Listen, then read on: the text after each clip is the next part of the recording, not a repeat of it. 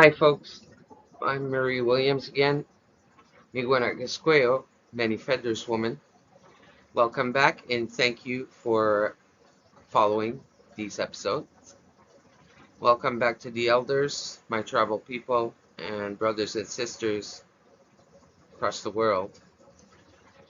On the last episode, I talked about bookings, and I said I was going to explain what the bookings are and that I'm going to disclose some information. So, what is a booking? How does it work? Who's it designed for? What are the rules of the booking? One particular token here that I invite you to pay close attention. And who can get a booking? So what is a booking? Initially, a booking is a slot that somebody will put on their schedule, and it's usually a faction that has been developed over the years for celebrities, artists, and big corporations.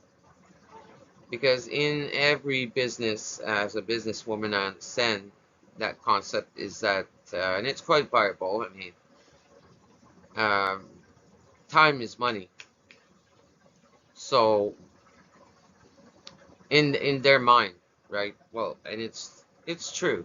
It's the business world, right? It's got no pulse. It's got no heart. It's got a pulse but no heart.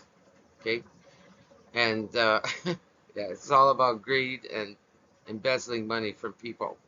So the booking is formed by this entity, okay, these corporations and these celebrities, and they put a slot on their schedule to make a space for you if you're having an event or if you're going to have a proposal or a presentation or you want to sit down and have a chat with them.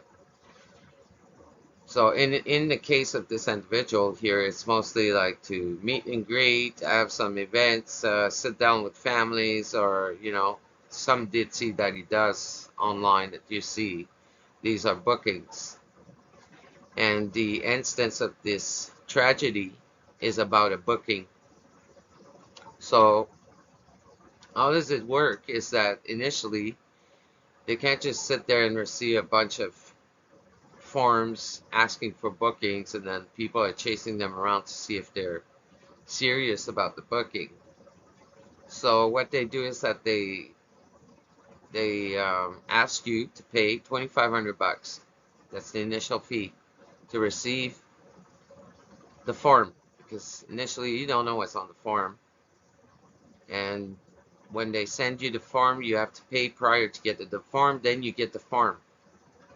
Now this is non-refundable, okay? And I understand the mechanics of that, and it's somewhat fair because you need to have an intent, and to create that seriousness, it's an incentive for you to follow through, right? So that's how it works. So I paid the 25. I got the form. We sat as a family and decided we're going to do this because prior to my brother's dying, they had approached me separately and said that I should approach this individual.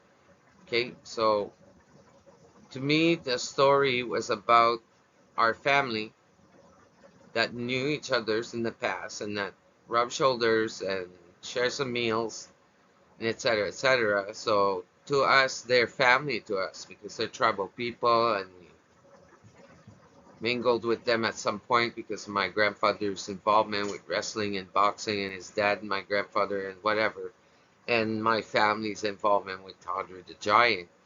So there was a connection somewhere, and he's a prominent tribal man with a voice to the people, and they saw that it was a good person to approach with regards to the seriousness of what I was bringing about, which is the Clean Water Initiative. So I did that and I understood, yes, so we all agreed, oh yeah, we understand, of course, yeah. So we paid 2,500. And who is it designed for? Well, it's designed for people like him and big corporations. So now, what are the rulings of the bookings? Now, pay particular attention to this particular portion of that topic here, because I'm going to get to it towards the course of this story. And of course, I'm going to let on to some of these elements while I'm disclosing the rules of the bookings. Because bookings, like everything else in the business world or organization of any sorts, they are rules and regulations that have been made, laws of the land that have been made with regards to, let's say, now we're talking about a booking, let's say the bookings.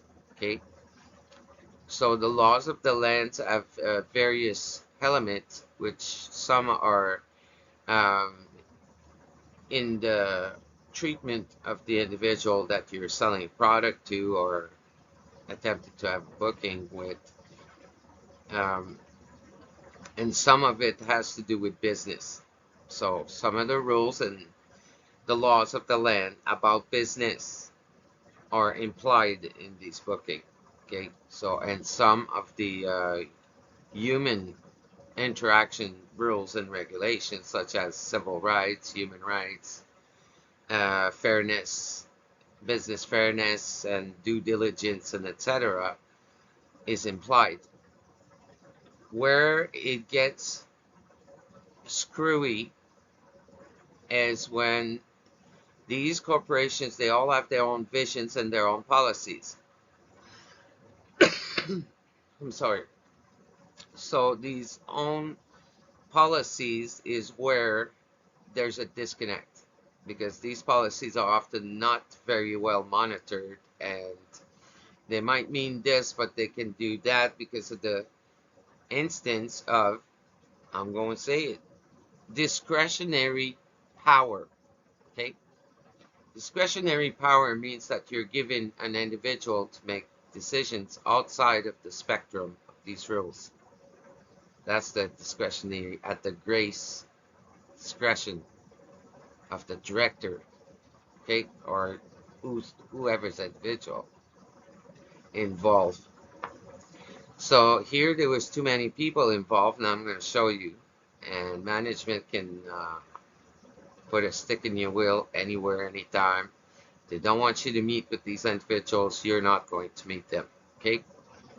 And the booking is one of the tools they use to deter people from having certain conversations. So instead of saying, look, we're already in bed with China and Voss, and I mean Voss is now a company that traveled all over, but initially it was a contract with China.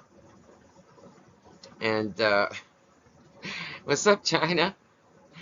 Yeah, I'm going to disclose some of the Chinese element in here. It's interesting. But in any case, the discretionary power of the Dwayne Johnson administration is that halfway through they see fit to restart the booking all over, and the money was all lost. But he kept saying, "Don't worry, I got it. Let them have it." Okay. So yeah, and I'll show you some of these conversations we had. But in any case, the discretionary power is where the mistake resides in this whole nightmarish story, and it continues to occur, and the people continue to abuse of the element of these discretionary power. And there's a reason for that. And some of it is quite interesting, because in some regards, some of these people, in that when they become this big, they they're often given the illusion of power in their elements, but they don't have any. And it's called silent conservatorship. And some of them are sanctioned by court, which is conservatorships. Some are voluntary, some are involuntary, but they are being sanctioned by court. And some of it is just Hollywood and management that took over without any conservatorship, but it's designed that way, and they're utilizing the power that way. So in any case, and I'll get into that because that played a major role in this, and I'll get into interference, electronic interference, and satellite interference, my cell phone, and etc. The cell phone of my family, the few people that I kept in touch with because I didn't want to involve too many people in this because I was protecting somebody's interest here. But no, to my destruction, hell no. So who can get a booking? Anyone, any fool can get a booking. If you got tons of money and you don't mind people playing with your money and not give it back when it says when you complete the booking, you can have your money. The discretionary power bullshit, then if you want to throw some money at that and be embezzled for nothing, then yeah, anybody can get those bookings. But then there's other different bookings that are not really bookings, but it falls in the lower bracket of it, and it's $5,000, and those are VIP passes. So you end up in the back having a party with a bunch of people you don't know. Just sit with that person and have a party with them, and sometimes there's so many people there you don't even get to talk to them, right? Or if you want him to sign an autograph, sometimes you have to stand in line, pay $5,000 just to sit around with him and have him sign an autograph or whatever the hell. Uh, I find it so interesting. In any case, but you don't have a real interaction with that individual because if you start talking about, hey, would you have some time to talk about an interesting topic? Like, can we make an appointment? You would probably say, look, I'm busy partying with these people here. Just call my people and fuck, don't bother me with this, right? However, some people are nicer than this, yeah, individual. And yes, so those are the other instances of bookings. Now let's go on to disclose the administration that created all these issues. So at first it was Christina Mangia, one of the staff of management of the, well, I call it the staff of management, but it's really the administration of his management, Dwayne Johnson. And Christina was someone I spoke to with probably a handful of times. And during the first 2 years, but she suddenly was replaced by Donna D. Carter. And I think it had to do with the conflictual feelings she had around how they were handling this booking.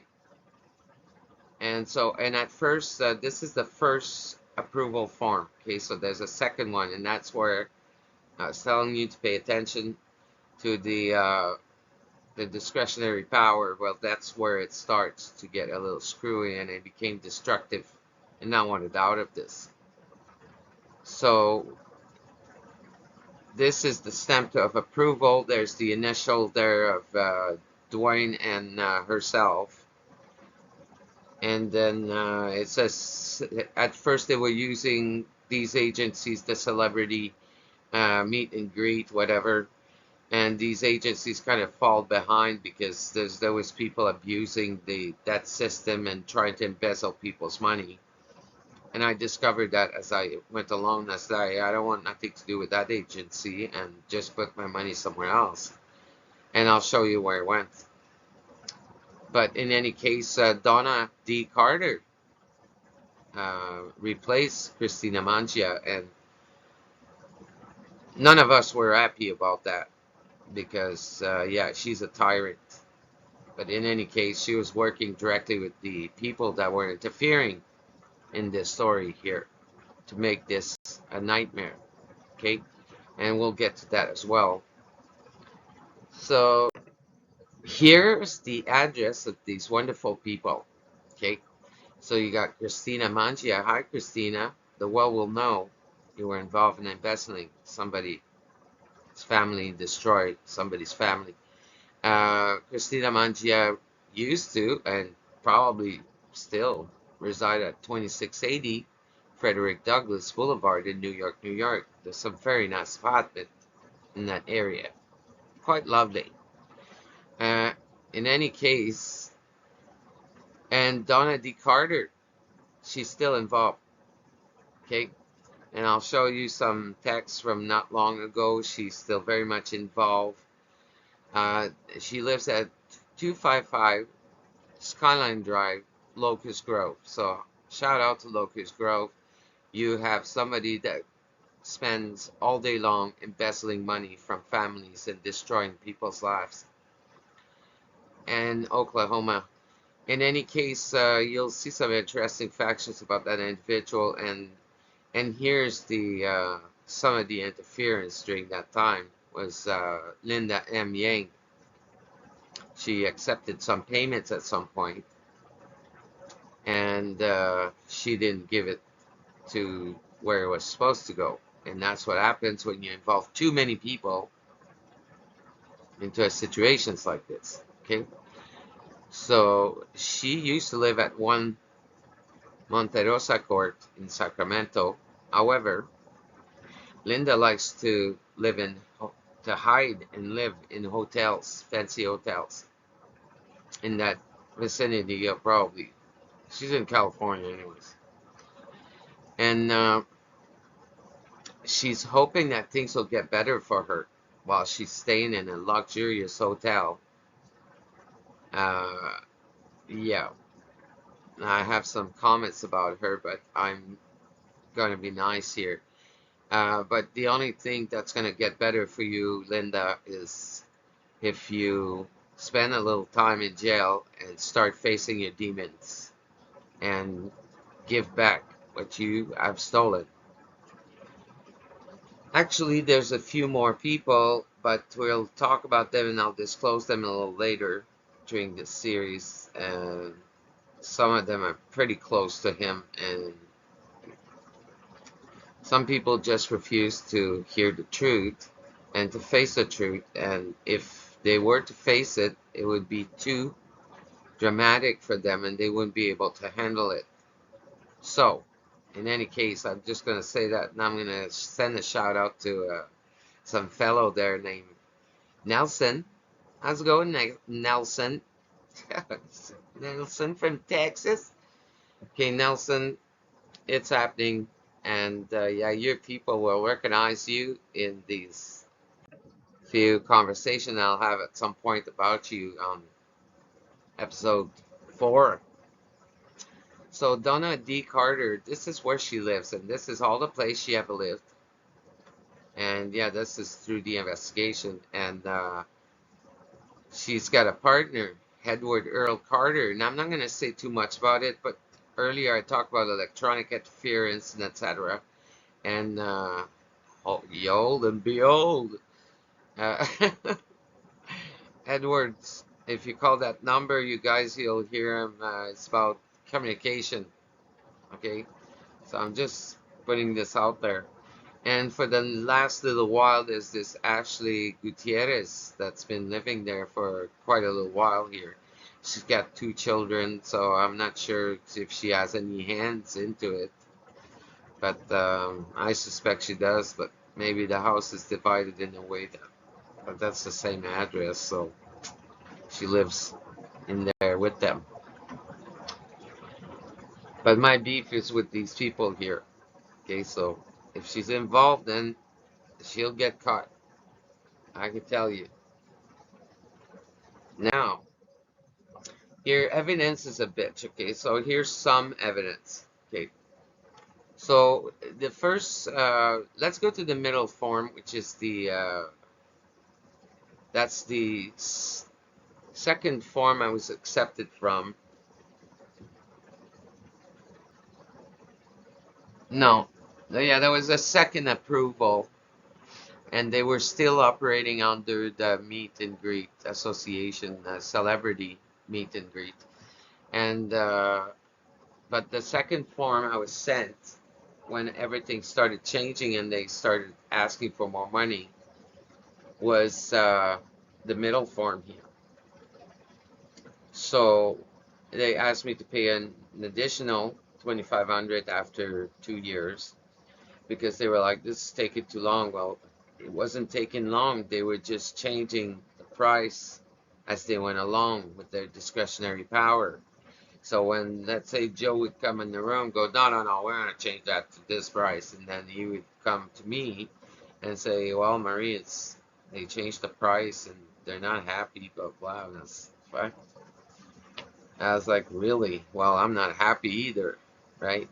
We'd have these huge discussion and arguments, and then I would talk to his management, to some of the staff, like Christina, and then I never spoke to Donna because I would have tell her a few things, but I spoke to other people in his environment. In any case, um, the form changed, and it was the Garcia companies, and $7 production was involved in that at that point. And of course, like I said, these kind of people, they they have big things going on, so they have many holdings companies that they run, but they don't know how these company performs after time because they're just trying to move money and pay less tax, right? And when you're in that bracket, the government doesn't really care if you pay, if you do some side things. As long as they get a cut of something, they don't care. So, and then the first form here, the Celebrity Meet and Greet Association, and this is really funny actually, because they send me this. They go, see, we're paying the people that came. You know, we had a few booking, and he says I had a few booking. Now I'm just filling out checks and putting them in envelopes. And in fact, the check that you see right there is a fake check. Okay, and Susan Boyd was one of the participants on America's Got Talent. And according to him and the individuals I was talking to, they said that when they showed me this picture, I said, why are you showing me this? They said, you will get your money back. Just relax, right? You need to complete this one here, and then there'll be a meeting and everything's going to be resolved.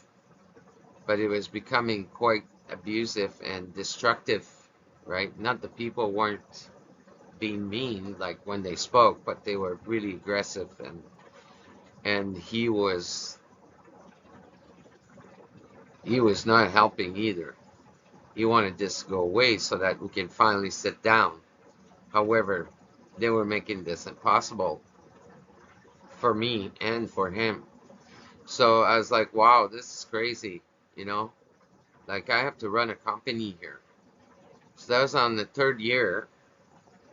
He showed me this, and he showed me some text he had with that person regarding the sale of her home to have these bookings for him to support her. One of her companies she was starting was clothing in some sort.